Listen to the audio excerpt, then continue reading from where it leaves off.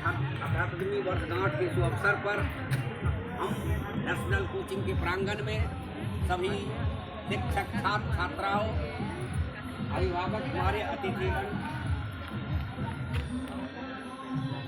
आज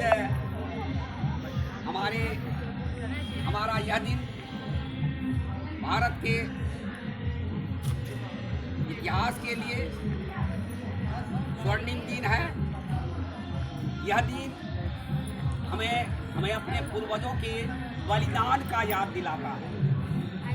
इस दिन के देखने के लिए हमारे पूर्वजों ने लाखों लाख भारतीय स्वतंत्रता सेनानियों ने यातनाएं सही, गोलियां खाई, फांसी के फंदे पर झूले, कितनी माँ की गोदें सुनी हो गई, बहनों की मांग के सिंदूर धुल गए, बहन के भाई शहादत हो गए। इसके बाद ये दिन मिला, इसलिए यह दिन बहुत ही कीमती है हम भारतीयों के लिए और आने वाली पीढ़ी, कल का आज का छात्र, हमारे छात्र छात्राएं कल के भावी नागरिक हैं, उन्हें अपने इन शहीदों को, इस बलिदान के दिन को याद रखना बहुत ही आवश्यक है।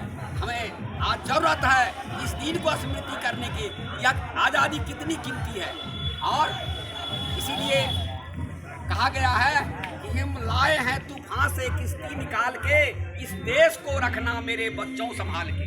यह तूफान के बड़ी तूफान के बाद यह किश्ती, आज़ादी की किश्ती किनारे लगी, और इस किश्ती का आज जो हम तहसीना फैला के दुनिया में कह रहे हैं कि हम स्वतंत्र भारत के लोग हैं, हम लोकतांत्रिक मूल्यों को दुनिया में स्थापित करना चाहते हैं। और आज हमारा दुनिया में भारत का गौरव बढ़ा है, और हम आज हर तरह से देश को समृद्ध करना चाहते हैं, विकसित बनाना चाहते हैं। हमारे प्रधानमंत्री की घोषणा है कि 2047 जब हमारी आज़ादी का 100 वर्ष होगा तो भारत विकसित देश बनेगा। और उसके लिए सिर्फ भाषण से और नारा देने से नहीं बनेगा, उसके लिए सबको मेहनत करना होगा। किसान को खेतों में मेहनत करना होगा, छात्रों को विद्यालयों में, छात्राओं को अध्ययन में आगे आना होगा, और नौजवानों को देश की सुरक्षा के लिए तैनात रहना होगा। और फिर जो उद्यमी हैं, उत्पादक श्रेणी के लोग हैं, उन्हें भी पूरी शक्ति से, पूरी ईमानदारी से, तन्मयता से काम करना होगा।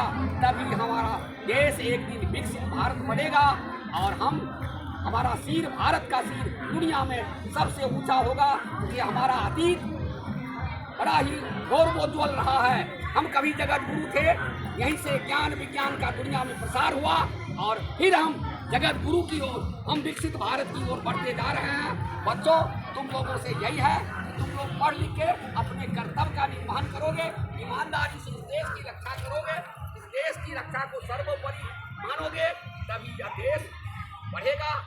इसके लिए काम करना होगा, अपनी पेट भरने के लिए नहीं, देश के लिए काम करना होगा। तभी जाके भारत के गौरव को बढ़ा सकेंगे। तो इस गौरव से हम अपने पूर्वजों को भी सम्मानित करेंगे। इसके लिए हमारे पूर्वज अपनी शहादत दे दी, बल्कि अपने जीवन कुर्बानी कर दी।